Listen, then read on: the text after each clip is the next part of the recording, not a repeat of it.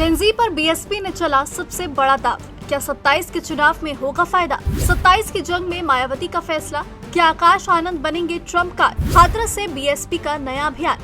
अखिलेश चंद्रशेखर ने भी संभाला मैदान। क्या युवाओं के दम पर बीएसपी करेगी वापसी या बीजेपी को होगा कोई नया फायदा? ये सवाल अब सियासी गलियारों में भी गूंजने लगा है, क्योंकि यूपी की राजनीति में चुनाव सिर्फ नारों से नहीं जीते जाते, बल्कि सही समय पर सही चेहरे को आगे लाकर भी चुनावी हवा बदली जाती है। यही वजह है कि जैसे जैसे 2027 चुनाव करीब आ रहा है, वैसे वैसे सभी राजनीतिक दल अपनी नई रणनीति पर काम करते दिखाई दे रहे हैं। कोई संगठन मजबूत कर रहा है, कोई नए समीकरण बना रहा है, तो कोई युवाओं को अपने साथ जोड़ने की कोशिश में लगा है। इसी बीच बहुजन समाज पार्टी ने भी बड़ा संकेत दे दिया है। मायावती ने एक बार फिर अपने सबसे चर्चित युवा चेहरे आकाश आनंद को सक्रिय करने का फैसला किया है, जिसने सियासी गलियारों में हलचल सी पैदा कर दी है। क्योंकि अगर मौजूदा राजनीति पर नजर डालें तो लगभग सभी दल युवाओं पर अपना फोकस बढ़ा रहे हैं। बीजेपी संगठन को बूथ स्तर तक मजबूत करने में जुटी है। समाजवादी पार्टी लगातार छात्र, युवा और रोजगार जैसे मुद्दों पर सरकार को घेर रही है। कांग्रेस भी युवाओं से जुड़े सवाल उठा रही है। वहीं नगीना सांसद चंद्रशेखर आजाद दलित युवाओं के बीच अपनी मौजूदगी लगातार बढ़ा रहे हैं। ऐसे माहौल में बीएसपी भी अब नए जोश के साथ मैदान में उतरती दिखाई दे रही है।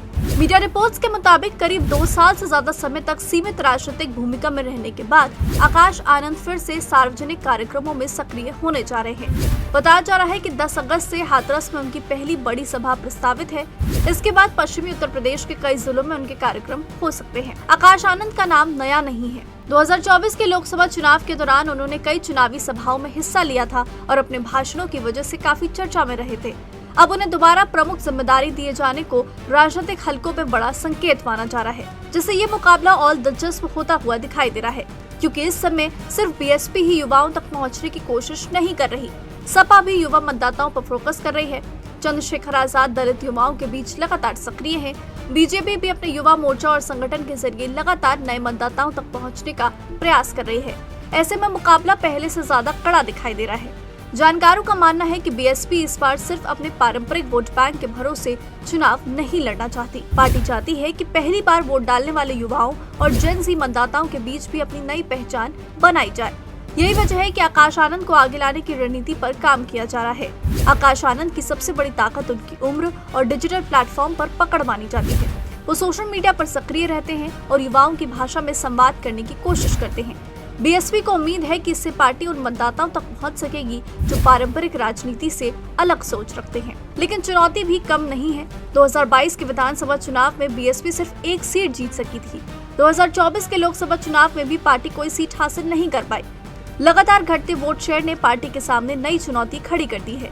ऐसे में पार्टी के लिए 2027 सिर्फ चुनाव नहीं, बल्कि अपने जनाधार को फिर से मजबूत करने की बड़ी परीक्षा भी है। यही वजह है कि हाथरस और पश्चिमी उत्तर प्रदेश से अभियान शुरू करने को भी राजनीतिक नजरिए से अहम माना जा रहा है। बीएसपी की कोशिश है कि शुरुआत से ही कार्यकर्ताओं में जोश पैदा किया जाए और संगठन को चुनावी मोड में लाया जाए। पार्टी आने वाले महीनों में कई नए कार्यक्रमों और सभाओं की तैयारी भी कर रही है। सवाल ये है कि क्या आकाश आनंद बीएसपी के लिए 2027 का सबसे बड़ा चेहरा साबित होंगे? क्या मायावती का युवाओं पर लगाया गया दांव पार्टी को नई ताकत देगा? क्या चंद्रशेखर आजाद, अखिलेश यादव और बीजेपी के बीच चल रही राजनीतिक लड़ाई में बीएसपी अपनी खोई जमीन वापस हासिल कर पाएगी? इन सवालों का जवाब आने वाले महीनों में मिलेंगे।